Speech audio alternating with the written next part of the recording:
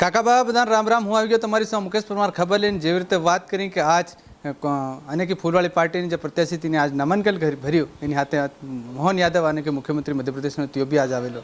તેવી રીતે વાત કરી કે આજ ફૂલવાળી જો કોંગ્રેસના જો જિલ્લા પંચાયત સદસ્ય વિજય ભાભોર અને એક બે तीन જણા છે એની કે લગાતાર એવી રીતે ઘણા કાર્યકર્તાઓને આજ कांग्रेस છોડીને भाजपा ज्वाइन करावी. हमारी हाथे विक्रांत भूरियो से तीन हाथ पूछी कि सबसे पहले तो कांग्रेस के जो पदाधिकारी थे, जो जिला पंचायत सदस्य थे, आज क्यों अचानक कांग्रेस छोड़कर भाजपा ज्वाइन करनी पड़ी? क्या कहाँ कमजोरी हो गई है?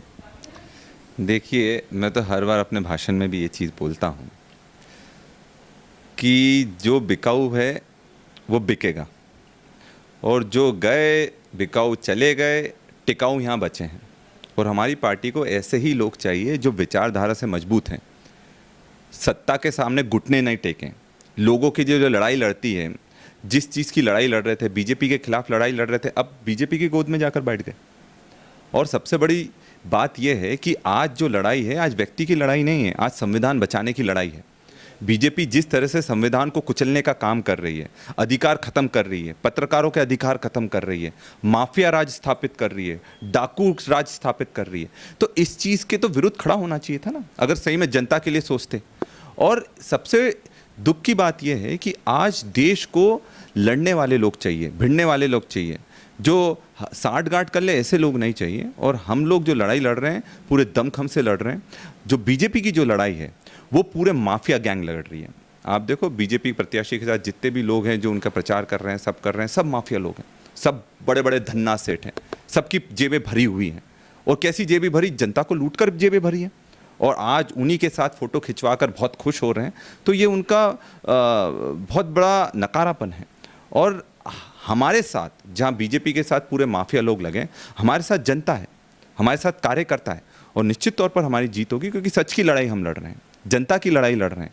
और इस बीजेपी की सरकार जो कि 20 साल से है, अगर ये बोलते हैं कि काम नहीं हुआ, तो 20 साल से सरकार किसकी है? इनको तो ये जवाब देना चाहिए, 20 साल से सरकार किसकी है? अगर आज सरकार उनकी है और तब काम नहीं हो रहा, और फिर भी अगर वो सत्ता में जाकर ये सोच रहे हैं कि वहाँ का सुख भोगेंगे, तो समय बदलता है. आज उनका समय, कल हमारा समय आने वाला है. और इस आने वाले चुनाव में अच्छे से दूध का दूध, पानी का पानी हो जाएगा, और कांग्रेस की सरकार भी बनेगी, और भूरिया जी को जिताकर सांसद भी हम बनाएंगे. विजय भाभोर ने ये कहा कि मैं जिला पंचायत सदस्य चुनाव लड़ा हूँ, तो ना मेरे कांग्रेस की टीम आई, ना मैं खुद, मेरे को अकेले घर कैंपेनिंग करनी पड़ी, तो इसीलिए कहीं घुस, और मैं इस साल से जो लोगों से वोट लेके आया हूँ, उनसे काम करने की उम्मीद की थी, लेकिन मैं 2 साल होने वाले, मेरे काम एक भी नहीं हो पा रहा है, तो फिर मैं उस पार्टी में रहने से क्या फ़ायदा? इस तरह का कहना. देखिए, एक चीज़ तो मैं स्पष्ट करना चाहूँगा, टिकट किसने दिया था? कांग्रेस ने दिया था. चुनाव कैसे जीते? कांग्रेस के नाम पर चुनाव जीते. तो आज बात ये साफ है कि कोई भी कुछ भी बोले, उससे फ़र्क नहीं पड़ता है. मैंने जैसे ही बोला, देखो, जिसको जाना होगा वो जाएगा, है ना, जिसको बिकना होगा वो बिकेगा. जो अभी बिका है, फिर बाद में हम खरीद लेंगे. अगर जो पैसों में अगर कोई बिक जाता है, तो बाद में हमारा मौका भी तो आएगा, फिर हम फिर खरीद लेंगे, उसमें कौन सी बड़ी बात है.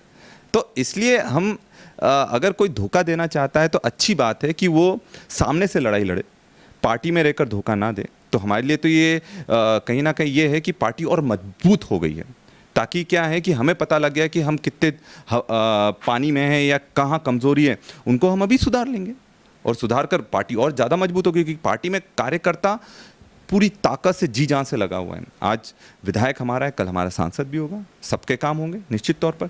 विधायक निधि में कितना पैसा आया है? अभी तक 1 रुपया तक विधायक निधि में नहीं दिया है, और ये बीजेपी की साजिश थी. पर अब चुनाव के बाद तो आएगा, तो जिसका भी काम है वो करवाने का काम हम निश्चित तौर पर करेंगे. और हम लोग संघर्ष करने वाले लोग हैं. और मैं ये क्या दिला दूं, अगर हमारे पूर्वजों भी ये जो अंग्रेज थे, इनसे हाथ मिला लिया होता ना, तो आज ये देश आज़ाद नहीं होता. और ये हम आज़ादी की दूसरी लड़ाई लड़ रहे हैं, क्योंकि रोज़गार की लड़ाई लड़ रहे हैं. मैं 3 दिन जेल गया, किसके लिए गया? रोज़गार की लड़ाई के लिए गया है ना. 3 दिन जेल रहा, तब जाकर जितनी भी भर्तियां थी उसके आदेश सरकार को जारी करना पड़ रहे हैं. भोपाल जेल में बंद रहा, तो हम तो कोई अपराध के रूप में नहीं गए ना, हम तो रोज़गार की लड़ाई के लिए गए ना. कितने लोगों को रोज़गार दे दिया. जो लोग बीजेपी में गए, उनसे बोले कि अब बीजेपी में वो आ गए हैं तो रोज़गार दें. रोज़गार देकर बताएं ना. अगर लड़कों की सही में लड़ाई लड़ना चाहते हैं, स्कॉलरशिप इतने सालों से नहीं मिल रही, स्कॉलरशिप दिलाएं. जो अनाज में घटिया क्वालिटी का अनाज आ रहा है वो दिलाएं. जो पेट्रोल डीजल के दाम बढ़े हैं उसको कम करवाने का काम करें, जो सोसाइटी की दुकान पर केरोसिन शक्कर नहीं मिल रही उसको दिलवाने का काम करें। और आज जो कि भाषण मैंने सुना मुख्यमंत्री जी का, तो वो बता रहे थे कितने फोकट वाले राशन वाले कितने हैं, उनने भाषण में बोला है। तो भाई ये फोकट वाले राशन वाले नहीं है, ये आपको, ये इनका अधिकार है। गवर्नमेंट को टैक्स भरा जाता है और उस टैक्स का पैसा है, आप कोई खैरात नहीं बांट रहे हैं, ये टैक्स का पैसा है। तो अगर ये बोलते हैं कि फोकट के राशन वाले, अगर मुख्यमंत्री जी ये बोल रहे हैं कि फोकट के राशन वाले कितने हैं, तो ये तो सोचने वाली बात है कि उनकी मानसिकता कैसी है। और आज जितने व्यापारियों का नुकसान करा, सारी दुकानें बंद करवा दी, ऐसा लग रहा था पता नहीं क्या हो रहा है कि पूरा कर्फ्यू लगा दिया।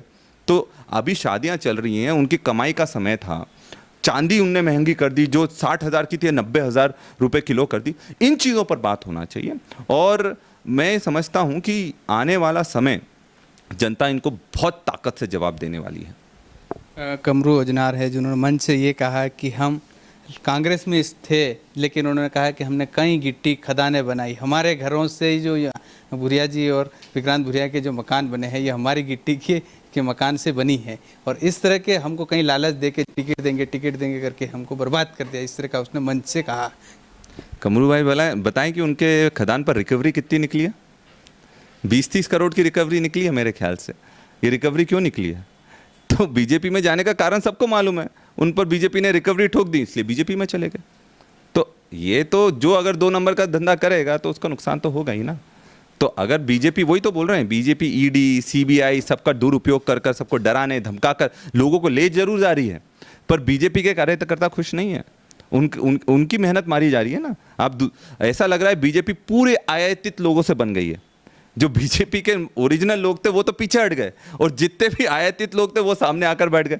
तो पीड़ा तो बीजेपी के लोगों को भी है ना, कि अगर ऐसे लोग, जो कोई भी, मैं किसी एक व्यक्ति की बात नहीं कर रहा हूँ, बीजेपी क्या कर रही है आज, भ्रष्टाचारी पूरे देश में सिर्फ 2 जगह मिलता है, एक तो जेल में और दूसरा भाजपा में।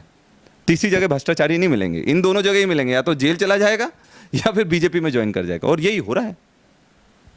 તો એવી રીતે વાત કરીએ झाबा विधायक कांतिलाल भुरिया ने जो छोरो विक्रांत भुरिया थी नहीं केवी रीते बात की कि जो आज फूलवाड़ी पार्टी ने जो सभा थी तीना बार जवाब आलियो और आज भारतीय जनता पार्टी ज्वाइन करवा वाला थी हूँ केवी रीते बात आखिर हूँ कमजोरी थी ते तुम्हें भी बता नाखी थी मैं कि आखिर इन्हीं कड़ियों थी कारण थी भाजपा ज्वाइन कर रहा। तो हेवी रीते हूँ मुकेश कुमार तुम्हारे बीच में फिर हेवी रीतनी खबर और जानकारी लेना आवती रही। काका बाबदा राम राम।